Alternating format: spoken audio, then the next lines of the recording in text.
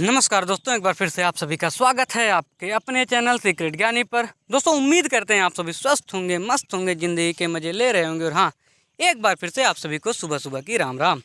दोस्तों, थंबनेल देख के आपको आइडिया लग गया होगा। 2 पॉइंट्स पे आज बात करना जरूरी है। पहली बात यह कि 3737 का दूसरा रिजॉइंडर फाइल हो गया है, यानी दोनों रिजॉइंडर फाइल हो गए हैं। और इसकी सुनवाई कब तक हो सकती है, आगे की प्रक्रिया क्या होती है, मैंने वकील साहब से एक बात किया हुआ है, तो वो मैं आपको आसान भाषा में समझा दूंगा 2 मिनट में। और मेडिकल की प्रक्रिया कब से शुरू हो सकती है, क्या 1 अक्टूबर से मेडिकल शुरू हो जाएगा, या 1 अक्टूबर को ऑफिशियल नोटिस आएगी, या 1 अक्टूबर से एडमिट कार्ड आएगा, ये सारी प्रोसेस क्या है इसके बारे में हम बात करेंगे। तो सबसे पहले मैं आता हूँ 3737। देखो दोस्तों, 3737 रिट 7 जून की रिट थी। 20 जुलाई को इस पर काउंटर एफिडेविट दिया गया था भर्ती बोर्ड और कंपनी द्वारा सम्मिलित रूप से 800 पन्नों का। उसके बाद फिर उस काउंटर एफिडेविट को मात्र 2 महीनों में इन्होंने स्टडी करके उसका रिजॉइंडर इन्होंने दे दिया। 23 तारीख को इन्होंने रिजॉइंडर दे दिया था कंपनी का, और 26 तारीख को इन्होंने रिजॉइंडर दे दिया भर्ती बोर्ड का। अब रिजॉइंडर क्या बला होती है, पहले हम आपको यही बता दें एक आसान भाषा में कि रिजॉइंडर क्या बला है। क्योंकि देखो, मैंने वकील साहब को मैंने कहा सर पहले मुझे बताओ ये है क्या, काउंटर एफिडेविट, रिजॉइंडर, डिसमिसल, पता नहीं क्या क्या यार। हमें तो जैसे लग रहा है ये राक्षसों के नाम हैं। हमें यार क्या पता, हम बीएससी ग्रेजुएट आदमी, हमें कानून का मतलब, हम तो काले कोट वाले हर बंदे को वकील समझते हैं। हमें तो पता भी नहीं था कि यार ये गाउन जो पहना जाता है ये कोर्ट के बाहर नहीं पहन सकते, आप इसे सिर्फ कोर्ट में हीयरिंग के समय पहन सकते हो। हमें तो लगता था वकील हमेशा वही वो जो गाउन नहीं होता काला वाला, वो पहन के घूमते हैं। तो बहुत सारी चीज़ें होती जो हमें नहीं पता, ये भी हमें नहीं पता था। तो मैंने कहा सर रिजॉइंडर क्या होता है। उन्होंने कहा रिजॉइंडर एक एडिशनल डॉक्यूमेंट होता है। मैंने कहा मतलब उन्होंने कहा कि एडिशनल डॉक्यूमेंट का मतलब ये है कि रिजॉइंडर जैसे आपने जो काउंटर एफिडेविट दिया है, उस एफिडेविट को काउंटर करने का इनके पास अगर कोई पॉइंट है तो उसके लिए रिजॉइंडर दिया जाता है।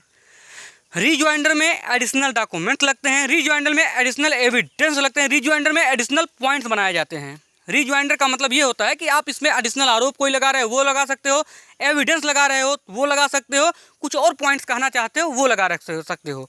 और रिजॉइंडर विथ एविडेंस मजबूत माना जाता है।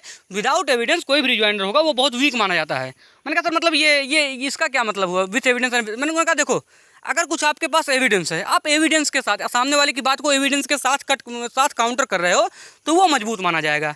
तो मैंने कहा अच्छा, इसका मतलब ये है कि अगर आप डायरेक्ट बोल रहे हो कि देखो साहब इतने सारे लोग पकड़े गए हैं, इतने सारे FIR हुए हैं, इसलिए इस भर्ती को रद्द कर दिया जाना चाहिए।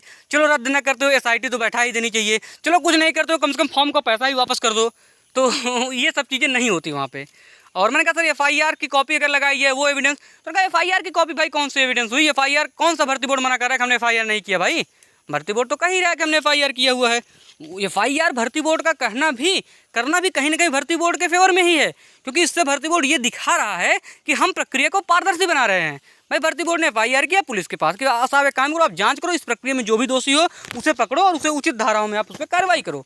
तो इस मामले में आप भर्ती बोर्ड तो अपनी तरफ से क्लियर हो गया कि भाई हमने पुलिस को दे दिया, पुलिस जो करना है करे। तो ले दे के यह भी कोई बहुत बड़ा पॉइंट है। और FIR कोई बहुत बड़ी डॉक्यूमेंट नहीं होती है। FIR की कॉपी आप लगा रहे हो, इसको आप अगर एविडेंस बोल रहे हो तो फिर ये तो हंसने वाली बात हुई। हाँ, अगर आपके पास वाकई में कुछ जेन्युइन एविडेंस होते हैं तो उस एविडेंस पे फिर बहस होती है, और उस एविडेंस के बारे में भी सामने वाली पार्टी से पूछा जाता है, तो उस पर भी सामने वाली पार्टी जवाब देगी कि आपका एविडेंस सही है या फिर आपने जो है फर्जी में कोई एविडेंस बनाया हुआ है। और ये बहुत लंबा प्रोसेस चलता है। तो जो लोग ये सोच रहे हो कि मतलब सब कुछ हो गया इसमें, तो मैंने कहा सर थोड़ा ये बताइए कि कई लोग ये भी बोल रहे हैं कि रिट जो है ये फाइनल हियरिंग में पहुंच गई है 3737 और अब इस पर फैसला आने वाला है। तो हंसने लगे। उन्होंने कहा यार तुम लोग मजाक कर रहे हो क्या यहाँ पे। मैंने कहा नहीं सर, यूट्यूब पे मजाक ही चल रहा है आजकल। सामने वाले अपना फेंक रहे हैं, हम अपना फेंक रहे हैं, पता किसी को कुछ नहीं है। चलो हम तो कम से कम वकील साहब से पूछ पाछ लेते हैं, हमें जो नहीं पता सामने वाला पूछ के भी नहीं आता, अपने मन से सब फाइनल हियरिंग में है। उन्होंने कहा देखो असल में है क्या मैटर कि अभी तो तुम्हारा सिर्फ डॉक्यूमेंट्स प्रोसेस चल रहा है, अभी सिर्फ डॉक्यूमेंटेशन चल रहा है, अभी तो तुम्हारी रिट की कायदे से हियरिंग भी नहीं शुरू हुई भाई, अभी तो डॉक्यूमेंटेशन चल रहा है। आपका रिजॉइंडर सबमिट हुआ, अगर रिजॉइंडर के बारे में भी कुछ एडिशनल डॉक्यूमेंट देना होगा तो उसके लिए भी भर्ती बोर्ड टाइम मांग सकता है, फिर वो सबमिट करेगा। उसके बाद इसमें डेट लगेंगी, बहस होंगी, बहस में अगर इनके पॉइंट्स रीजनेबल लगेंगे सामने वाले के तो हो सकता है 2-4 हियरिंग हो जाए, और अगर इनके पॉइंट ऐसे ही हवे में रहेंगे तो 1-2 हियरिंग के अंदर रिट को डिसमिस कर दिया जाता है। ये प्रोसेस अभी शुरुआत ही हुआ है, ये भी अभी ये ख़त्म नहीं हो गया आपका प्रोसेस। तो मैंने कहा सर मतलब अगर ये प्रोसेस लंबा चल रहा है तो कैसे चलेगा। उन्होंने कहा देखो लंबा चलना ये है कि अगर इनके पास वाकई में रीजनेबल पॉइंट्स होंगे तो फिर हीयरिंग होगी उस पर, कम से कम 7 हीयरिंग 8 हीयरिंग होती है। उतनी हीयरिंग के बाद फिर जज साहब पॉइंट्स को लिखते हैं, उसके बाद जज साहब ऑर्डर रिजर्व कर लेते हैं। और अगर जज साहब को उस हद तक पॉइंट मिलते हैं कि इतनी बड़ी भर्ती प्रक्रिया को रोक दिया जाए, तब जाके कहीं भर्ती प्रक्रिया को रद्द किया जाता है। और ऐसी सिचुएशन में होता यही है कि जो जिम्मेदार संस्था होती है वो डबल बेंच चली जाती है और वहाँ से वो स्टे ले आके अपनी प्रक्रिया को पूर्ण कर लेती है, और मैक्सिमम मामलों में डबल बेंच से सरकार अपने भर्ती को बचा कर ले आती है। ऐसा आप आर में देख चुके होंगे। यहाँ इस केस में डबल बेंच जाने की भी जरूरत नहीं पड़ने वाली, क्योंकि यहाँ पे इनके पॉइंट बहुत वीक है। ना तो इनके रिजवाइंडर में कोई ऐसा पॉइंट है और ना तो इनके केस में जो 2 पॉइंट्स हैं वो दोनों पॉइंट बहुत मजबूत पॉइंट नहीं माने जाते, क्योंकि कंपनी पे आरोप लगा रहे हो। कंपनी के आरोपों को पहले भी सुना जा चुका है, इलाहाबाद हाई कोर्ट में 2 बार सुना जा चुका है। 2016 में सेम ग्राउंड पे कंपनी पे केस हुआ था, भाई इससे आप दोबारा एग्जाम क्यों करा रही हो, तो एक बार पेपर को लीक करवा चुकी है। उस समय भी वो रेट सिंगल बेंच से ही डिसमिस हुई थी, और इसमें भी 4 अप्रैल को सिंगल बेंच से ही डिसमिस हो गई थी, कंपनी के ऊपर आरोप लगाए गए थे। तो इसलिए कंपनी की बात में तो नहीं फंसने वाली है, और भर्ती बोर्ड के फंसने का कोई चांस नहीं, क्योंकि अगर कंपनी और भर्ती बोर्ड दोनों अलग अलग टहलने लगते तो ऐसा केस होता। आपकी भर्ती में कोई समस्या नहीं होने वाली है। मैंने कहा सर एक पॉइंट और बता दीजिए कि अगर मान लो भर्ती बोर्ड मतलब ये कि केस डिसमिस नहीं होता और हम लोग ट्रेनिंग पे जाते हैं, उसका क्या इफेक्ट होगा, और केस के साथ ट्रेनिंग पे का क्या इफेक्ट होगा। उन्होंने कहा देखो साहब, केस डिसमिस होता है तो आप ट्रेनिंग पे जाओगे तो एफिडेविट आपको नहीं भरना पड़ेगा। केस के साथ ट्रेनिंग पे जाते हो तो आपको एक एफिडेविट देना पड़ेगा। इसके अलावा कोई बहुत बड़ी बात नहीं है इसमें। इसके अलावा कोई फ़र्क नहीं पड़ने वाला। ऐसे केसेस जज साहब को भी पता होता है, सर्विस के मैटर्स आते रहते हैं, और उत्तर प्रदेश में हर भर्ती पर 2-4 केस हो ही जाते हैं, तो इसलिए इसको बहुत ज़्यादा हाइप नहीं बनाया जाता। इसको नॉर्मल सा केस समझ के सुना जाता है।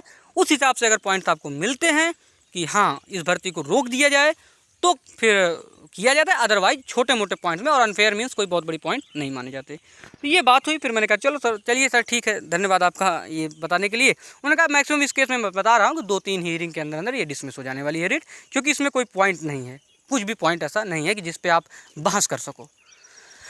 तो ये है दोस्त। दूसरा जो हम बोल रहे थे कि भाई 1 अक्टूबर से क्या मेडिकल शुरू हो सकता है। देखो दोस्त, 1 अक्टूबर को जब डीएसपी साहब लाइव आए थे, उन्होंने 1 अक्टूबर को मेडिकल शुरू होने की डेट नहीं बताई थी। उन्होंने ये कहा था कि 1 अक्टूबर से आपके लेटर जाने शुरू हो जाएंगे, किसका कब मेडिकल है। तो 1 अक्टूबर से लेटर जाने शुरू हो जाएंगे, ना कि मेडिकल शुरू होने की डेट बताई है। तो इसलिए आपको जो है ये नहीं बोला कि यार 3 दिन बाद मेडिकल है और आज हमारा लेटर नहीं आया।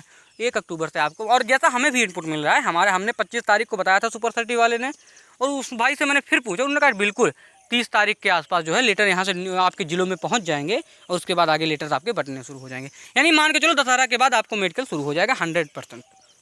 तो ये बात है मेडिकल की। और अमित पांडे सर भी रिटर्न में दिखा रहे हैं जहाँ पे अर्ली अक्टूबर बोला जा रहा है। तो सारी चीज़ें हैं। मेडिकल तो आपका शुरू ही होना है। मतलब कुल मिला के यही है कि भर्ती बोर्ड जो है अपने केस पे ध्यान दे रहा है, पीएचक्यू आपका मेडिकल करा रहा है। और अगर किसी को लगता है कि भर्ती बोर्ड मेडिकल कराता है दोस्त, भर्ती बोर्ड ने आरटीआई के लिखित जवाब में दे दिया था कि वो मेडिकल से उसका कोई लेना देना नहीं है। केस आपने भर्ती बोर्ड किया है, केस भर्ती बोर्ड लड़ेगा, मेडिकल आपका पीएचक्यू स्थापना कराएगा, मेडिकल पीएचक्यू कराएगा। तो इन दोनों बातों को मिलाने की बहुत ज़्यादा ज़रूरत नहीं है। ठीक है दोस्त, बाकी चैनल को सब्सक्राइब करते रहिए, प्यार देते रहिए। हमारा टेलीग्राम ग्रुप है, 3600 के आसपास लोग उसमें हैं। यहीं 3600 के आसपास दरोगा हमने एक साथ रखे हुए भाई, 3600 दरोगा। आने वाले समय में पूरे उत्तर प्रदेश में जो अपने भाई होंगे सब हमारे संपर्क में होंगे, सब अच्छे होंगे, हमारी एक टीम बनी रहेगी। और हम उम्मीद करेंगे कि इस ग्रुप के माध्यम से हम परिवार की तरह इसे आगे बढ़ा के रखें। तो लिंक मैं डिस्क्रिप्शन में डाल दूँगा, आप लोग आ सकते हैं। ठीक है दोस्त, स्वस्थ रहिए, मस्त रहिए, जय हिंद।